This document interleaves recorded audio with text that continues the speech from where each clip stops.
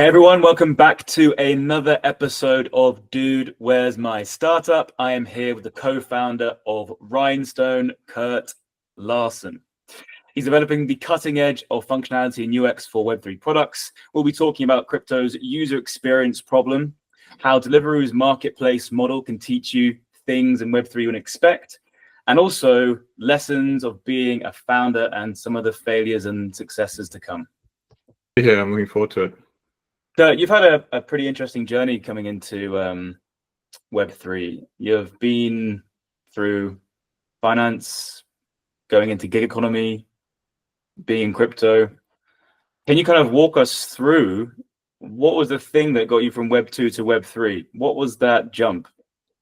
Yeah, it's definitely like a bit of an odd journey. I got into crypto in like a personal way, mainly just like retail trading. That was around the same time that I was leaving investment banking and getting into Deliveroo. And then it kind of stayed that way for a while. It was just like a personal interest, and I was very focused on Deliveroo at the time. I was leading operations for Deliveroo in Australia. So like you mentioned, focused on the gig economy. It was a new thing at the time. It was a lot of fun, learned a lot of lessons. And then it was around 2020 that the DeFi summer was taking off, and I started to get more interested in the application layer and what could be built on top of blockchain technology. Back in 2016, when I was initially looking at it, it was very, early days, and a lot of the things that were happening were like very primitive, and to be honest, it was quite difficult to explore if you weren't like super technical. And then DeFi Summer was like the moment where it started to click for me, and I started to get more into it, like getting to side projects, contribute to DAOs, stuff like that. And at the same time, I was transitioning into a product role at Deliveroo. So I was moving from being focused on like scaling operations into a role within product that was focused on essentially building algorithms and products that would automate a lot of the things that were happening in operations. So this was around pricing, merchandising, demand and supply kind of matching stuff.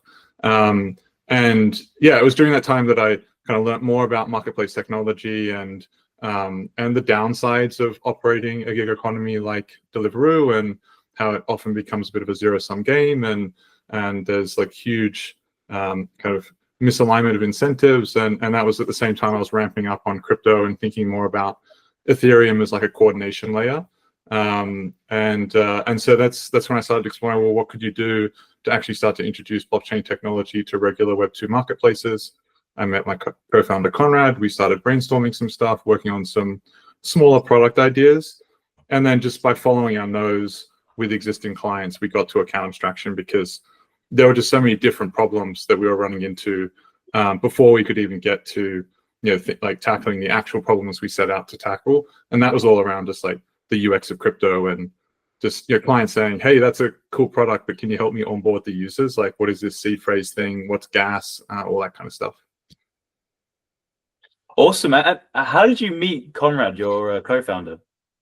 Yeah, that's pretty random actually. So I spent a long time looking for a co-founder, and exploring lots of different avenues, like different ways to meet people IRL, and there's lots of different avenues online, different matching marketplaces and things like that. And I actually think Conrad reached out to me on LinkedIn and said, hey, I can see you're doing some interesting stuff. I checked out what he was working on, and he was doing like a solo project at the time.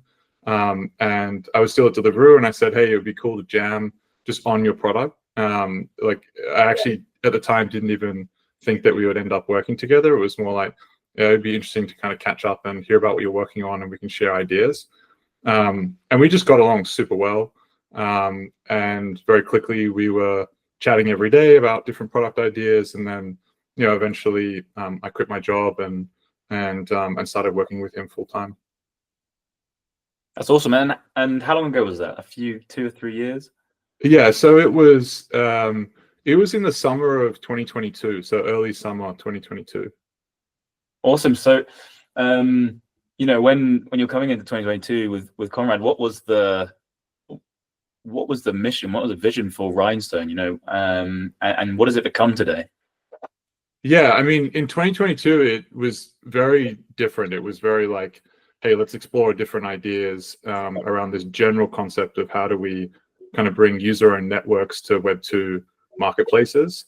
And then what it became was, okay, well, the biggest problem with actually building products on blockchain technology is the user experience, and in a lot of respects, the developer experience as well. And that's when we started researching account abstraction. That was kind of like the back end of 2022.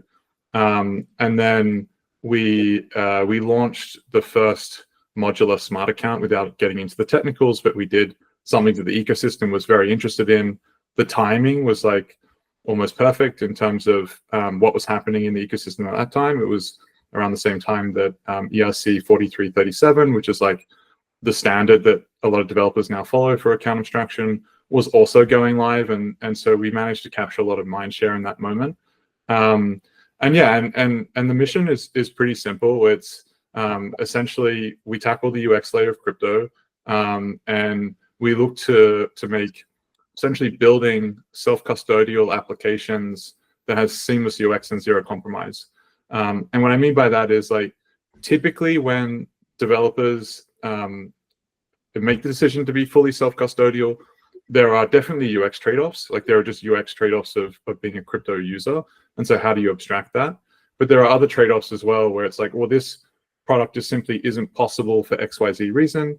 And with smart accounts, you can actually start to tackle those reasons and unlock features that before were only possible with applications that were, were custodial essentially. And so, like, as an example, session keys is an example where essentially a user can delegate a permission to a third-party service, and that service can do things on the user behalf. And so, like, that's a huge unlock for building certain applications, but remaining self-custodial. So yeah, that's the mission. I guess, like, fundamentally, we're just, like, very aligned with the Web3 kind of mission, and believe that blockchain technology is going to be very disruptive for financial rails and for, like, digital ownership. And so, we think a lot about how do you, like, enable a digital era that is, like, fully self-sovereign, and we think that this technology is really important, but also the developer tools and how you make it accessible to developers is also really important. 100%. You're fighting two fires at the same time, but both incredibly important missions. Going through your experience leading up to building, user experience in Web3, you were at one of the most user-friendly companies in the world, or deemed as. You can tell us, some more about that. But, like, Deliveroo, one of the biggest gig economies marketplaces that the world has seen, super successful. As you mentioned, you're in kind of the machine learning side and pricing models. What are some of the key takeaways that you've learned from Deliveroo in scaling hugely successful products? Yeah, there's definitely, like, a number of lessons, and, like, I could list, like, a really long list, but there are a few crucial ones. I think one of the biggest ones was when I first joined. It was still the early days, and on the outside, Deliveroo looked like this shiny new tech company, and on the inside, it was just absolute chaos. Like, it was spreadsheets, it was, like, manual processes, it was third-party tooling, like. The tech just, like, it would have been hard to call Deliveroo a tech company from the inside out when you were working at Deliveroo in those early days. And so for me, like, that the lesson there was, okay, like, when people talk about building an MVP to kind of get that initial proof point and start to get traction and figure out what product market fit looks like the MVP is, it is definitely, like, a bare bones thing that you want to get to market with. And so learning how to be scrappy and how to iterate and do that bare minimal thing that kind of, like, it gives you the proof you need to move forward in developing it further. That was really important. Outside of that, I would say team building and thinking about, how to build, like, a solid team around you, what that takes, how to go through, during that time, I was early into management. I was early into that, like, phase of team building. So all of that was super important. And then in the later years, I would say one thing that I was really fortunate to get at Deliveroo was I knew the products inside and out because I'd been with the company for a long time. And then I was able to shift into a product role where I understood the products really deeply, and I could take the time to actually learn the product craft. So like what does it take to actually build a successful product? How do you work with the different kind of technical teams within a product or engineering org? How do those orgs come together and work with other teams in the company? And so I learned a lot there. And then I would say especially in the later years, and I hate saying this about Deliveroo, but I learned like a lot of what not to do. Like Deliveroo scaled really quickly, headcount scaled really quickly, and there was a lot of bloat and a lot of scope creep and like a lot of unnecessary things that I would like leaving it at that. There's a lot of unnecessary things happening, and so thinking about like really staying focused on what matters the most, especially when it comes to like how you keep a team lean and effective and productive. And I think like that's something that we kind of lost a little bit at Deliveroo, and I think they're probably right sizing now. But at the end of my time at Deliveroo, it felt very hard to get things done, just because everything had decision processes. There was a huge amount of coordination with different teams. So that was a huge lesson as well. You worked your way up the ranks at Deliveroo, and it sounds like you had to be juggling not just product, but also an operational kind of mindset. How have you taken that forward into, I suppose, building your own business, your own startup like Rhinestone? Yeah. So yeah, I guess at Deliveroo, from like on the operations side, the thing that's quite unique about Deliveroo and similar to other gig economies like Uber and companies like that, is they're high scale and really low margin. And so you're constantly thinking about the incremental things.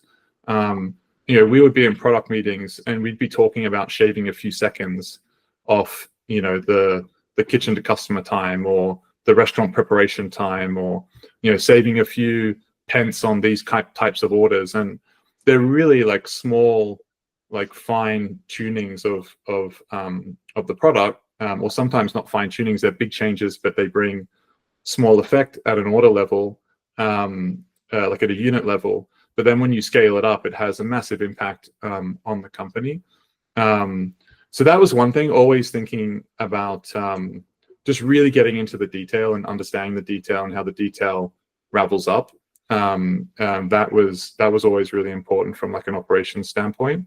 And then the other thing is, because your Deliveroo was not profitable during the time I was there, you were constantly thinking about the trade-offs of economics versus growth, and how you get the correct balance. And we were fighting tooth and nail with very strong competition, like in every market. In the UK, it's primarily Uber Eats and Just Eat. In Australia, it was Uber Eats and Menulog, which was then acquired by Just Eat.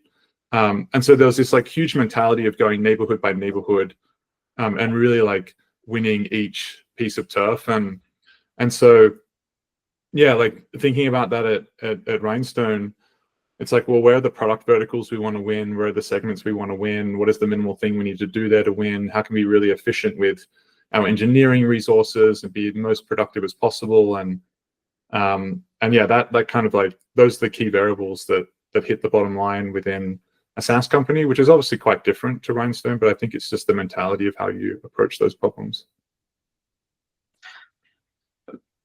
In moving into Rhinestone, becoming a co-founder, building up the last 2 years, what's been one of the biggest assumptions that you got completely wrong?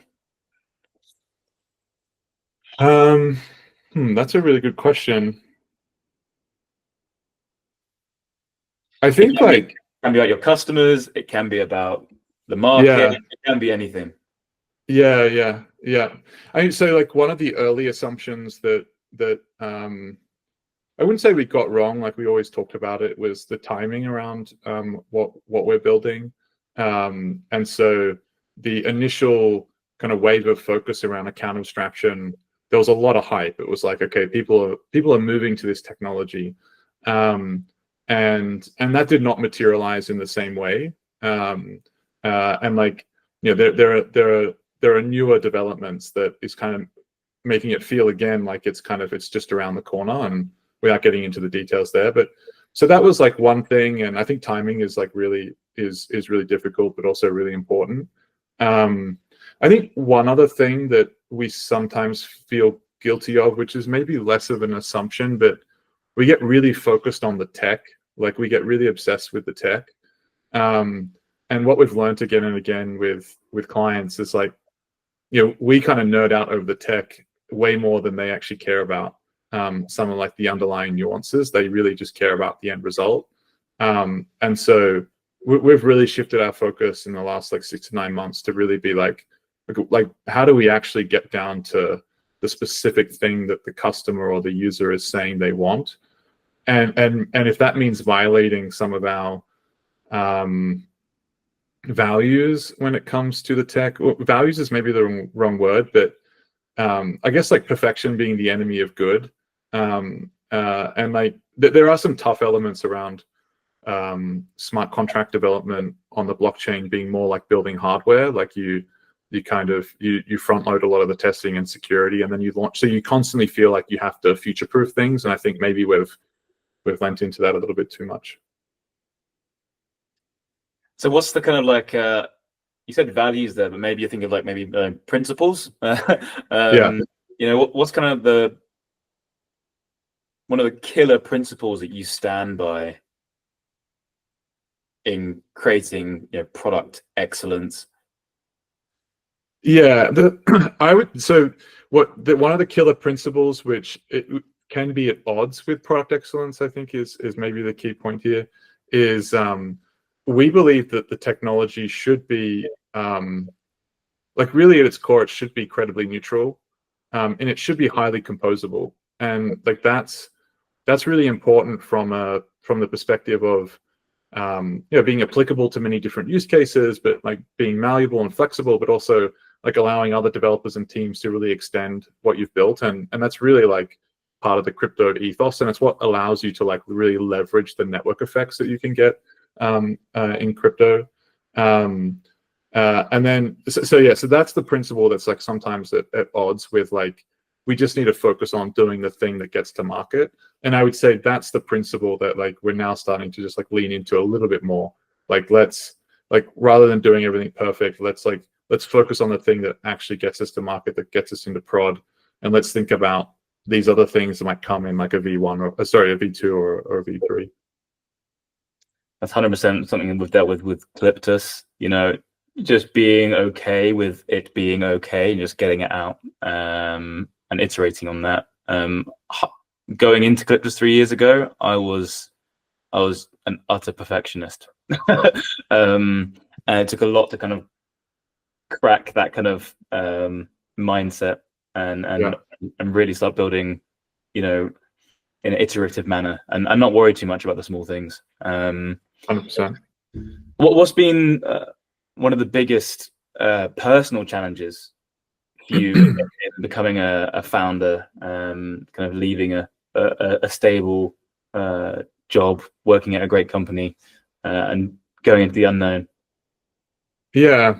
I think there is like an element of stress and pressure, which like, I mean, Conrad and I think handle very well, but I think it's the side of being a founder that people often don't talk about, and they kind of tend to glamorize it.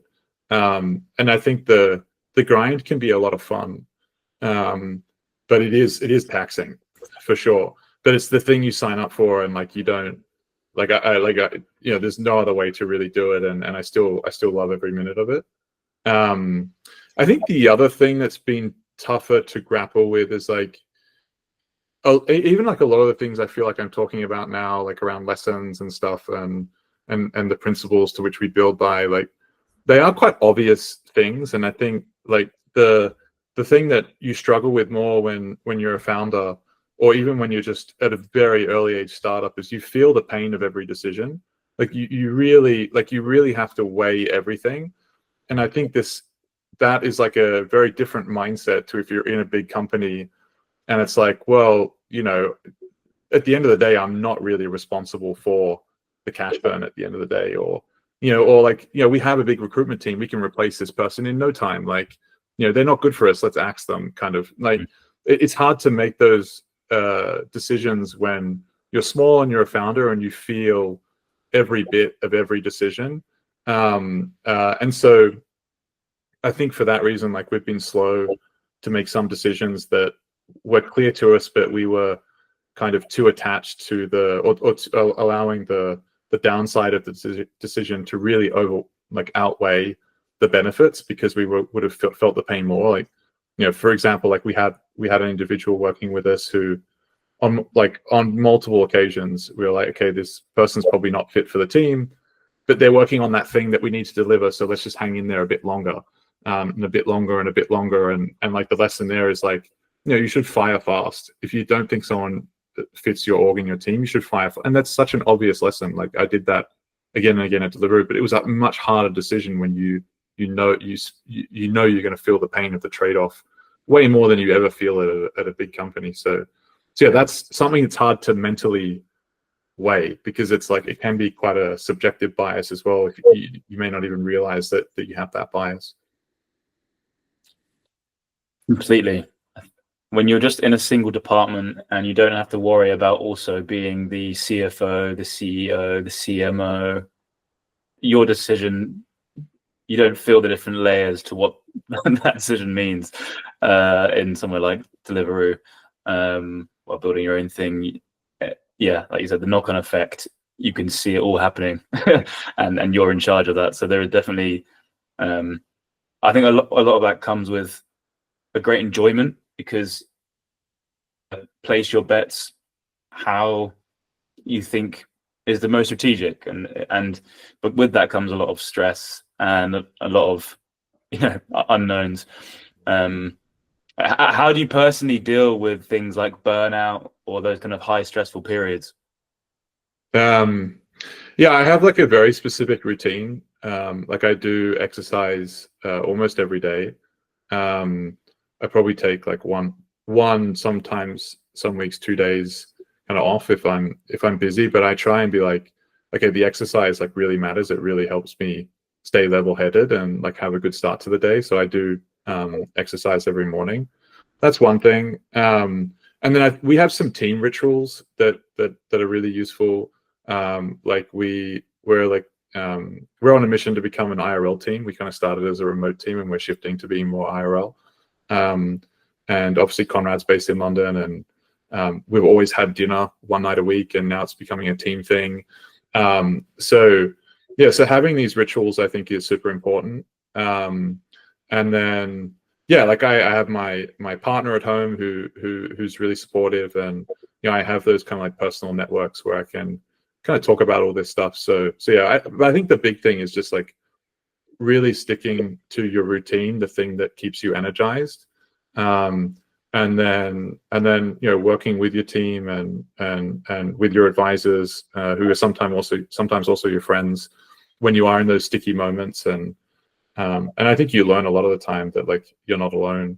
Everyone goes through this type of stuff. So I think the difference when you're a founder is just like you really feel the stress and pain. It's like, will we make the next funding round, or will we hit product market fit on this, or and everything kind of feels like kind of near death moments, but that's also exhilarating.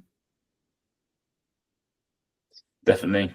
And I love the idea of team rituals. We run a salary report that goes out every quarter, and there's been like a 3x increase versus last year in IRL and hybrid working now. Web3 is really taking a turn, and I think a lot of this kind of cultural frequency is really becoming the norm again. It does pay off considerably. Even having that one meal a week, we do the same with me and Callum. Once a week, meet up.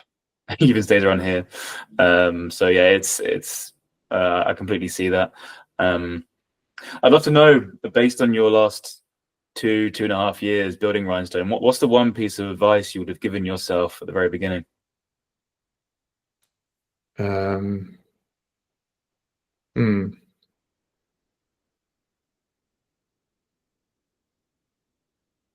I think maybe just like rehashing some of the stuff that we've mentioned. Like I think really doubling down on what matters to the client and focusing on the thing that ensures you can really own. For us, it's owning the developer experience. And I think early on we were maybe too optimistic about how we could be a low-level infrastructure player. So like maybe this is getting into a bit of like technical strategy stuff, but I think like and it is like really obvious. But I think that would be my like one advice would be like really think about who your customer and client is and really like focus.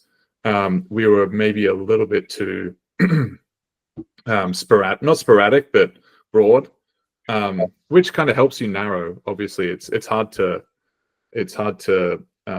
ignore like obviously you need to go through these processes to get to where we are today, but I think we could have done that faster. I think that's definitely one advice I would give to myself in the beginning. Just being customer obsessed and really focusing in on that unique customer that can take you to the next level. But I mean, again, it's obvious stuff, but it's stuff that's harder to. It's harder when you're thinking about, oh, like we could satisfy this customer, we could work with this partner, like it's yeah, you just be focused. Yeah. It's very obvious stuff, seemingly, when you have an advisor or a mentor saying things, or certain founders on Twitter or LinkedIn saying things, and they are there as ways to do things, but you'll never be able to actually put them into implementation or really understand what it means until maybe things go wrong. And you go, oh, that's what it was meant by like truly zoning in on a certain user, or truly zoning in on just not going too broad and focusing on what the one thing they really care about. Because I think like the lean startup, like it's the Bible, but we've failed so many times where we just haven't drilled that process into when we're launching something. And I always go back to it because it's such easy stuff. It's just consistency and sticking to it. Yeah, and the other thing is, and I feel like it is unique to crypto, and maybe someone would argue that it isn't, but there is this like huge culture of maybe it's because the open source nature of a lot of what we're all building on. But there's this real frenemy culture where like companies that do very similar things tend to try and build close partnerships, and it is a really weird and strange competitive dynamic and mentality. And I think maybe in the early days we were a little bit naive in thinking that like that's okay as like a strategy, like work with the players, you have like small amounts of overlap. But it actually does get quite hairy and confusing. Your sales funnel gets diluted. The DevEx can be like, the customer experience can be very poor when you have like essentially companies that are actually competing, but kind of thinking that they can own different parts of the user experience or product or whatever. And I think that's what I also mean about being more focused. Like, try not to build these dependencies. Really try and focus on how you can like own that specific product for that specific ideal customer profile, and really go after that.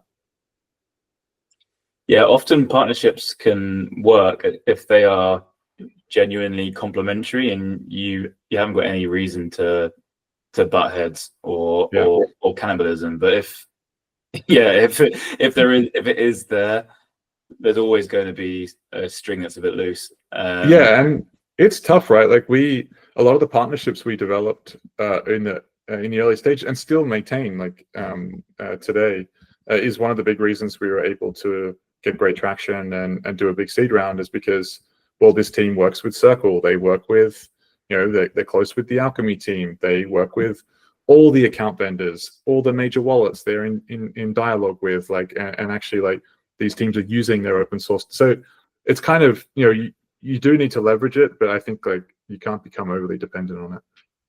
Definitely. What is, I suppose, thinking about the next, say, 5 years, what is next for Rhinestone? Yeah, so we've been very focused on the UX layer of crypto, and that's like common things around just like having a wallet which abstracts away all the complexities for the user around like gas and seed phrase, key management, all that kind of stuff that people know of. The new kind of theme is liquidity fragmentation and all these different chains that the user has to interact with. And so we have been working on something which is getting great traction that solves this like a fragmentation issue within Ethereum, but then also other VMs like Solana, etc. And so we're very focused on interop is like the word for it, or chain abstraction. And we're very excited about what our underlying technology unlocks beyond just like seamless transactions between chains. And it's all about being more focused on bringing sophisticated, without getting, I don't want to get too technical, but like by bringing sophisticated players to this transaction infrastructure, they're often called solvers or market makers, and they eat a lot of the complexity and abstract this away from the developer, and they can do very sophisticated things on behalf of the user and the developer. And so this is something we'll be very focused on, and we want to make these like two things, account abstraction and chain abstraction, like just one kind of really neat package. And that's what we'll be focused on for like the near term. And we think there's like a ton of products and things to build kind of once we get through that initial milestone. Incredible. Well, Kurt, best of luck. You're solving a problem which, you know, I think anyone in crypto says it's either easily the top, if not the top 3 problems that this industry needs to get to 1 billion users. So, you know, it's definitely something that's incredibly needed to this industry. You guys are doing incredibly well. And, you know, best of luck over the next 5 years. We do end this podcast typically with just a quick fire round. Are you ready for some questions? Yeah, sure. Yeah, let's do it. Yeah. What do you believe about crypto that most others don't? That's a really good question. I think the thing I mentioned earlier, like it's very like everyone's your competitor. Frenemies. Yeah, and it's more than that. And I probably shouldn't be saying this, but like I actually, and I guess because it's small, it's even like, and I've spoken to founders that are definitely not my competitor, and they're looking at other companies that I wouldn't think that they're competitors, and they're saying they're stealing my devs, they're stealing my clients. And so yeah, I think like, man, everyone's competing in crypto, and I think the whole like frenemy thing is just a big facade. Love that. A crypto buzzword you would like to retire? Oh God, I mean, Conrad's just way better at this stuff. A crypto buzzword. Oh God, this is terrible. I'm completely blanking. Degen, aping. Yeah, I mean, to be honest, like words like hodl, which have been around for such a long time, like they still kind of make me cringe and think of like the days where, like, I don't know, the NFT craze and just the mania. But I mean, anything related to the meme coin mania, I think, I hope died. I mean, it is slowly dying. So yeah, I think it's just being incredibly value extractive to the whole industry. And I'm looking forward to that dying down as a fad. I agree. Yeah, concentrating on real value, less on just satire and booms and busts. You're going to be holding Sol or ETH for the next 10 years. Which one are you going? ETH, hands down. That was fast. Yeah, of course. Yeah, my bags reflect this as well. Yeah, same. A book or a podcast that's heavily influenced how you lead? Oh, that's an interesting one. I think the Why by Simon Sinek, that's like a pretty like obvious answer, but like I found that I remember when I was reading that in like, I don't know, 2018 or something, and I was like, this just makes so much sense, and it's the thing that people really don't talk about. And so yeah, starting with the why, we actually do that when we do like our roadmap planning and our vision stuff, we always start with the why, and then we try and boil it down to the products and the things that we want to focus on when we're being like more like 12-month oriented. So that's been like pretty influential. The other one is the hard thing about hard things, which is it's so true. Like, and it probably goes to the point that we've been talking about, is like these things are often hard, like easy to talk about. They're way harder to actually go through because of like the personal element to it, or like whatever it is. But I think that was a influential read. But I would say that Start With Why was probably one of the most impactful. And lastly, what's the one thing you would change about crypto if you could? The one thing I would change, I mean, I would just try and change public perception. That'd be the one thing. I love crypto. I love it all the way through. And I think like all the bad things, it is like you can't have the bad without the good. Like often the bad things that people talk about, it's like this is the nature of open source permissionless technology, and then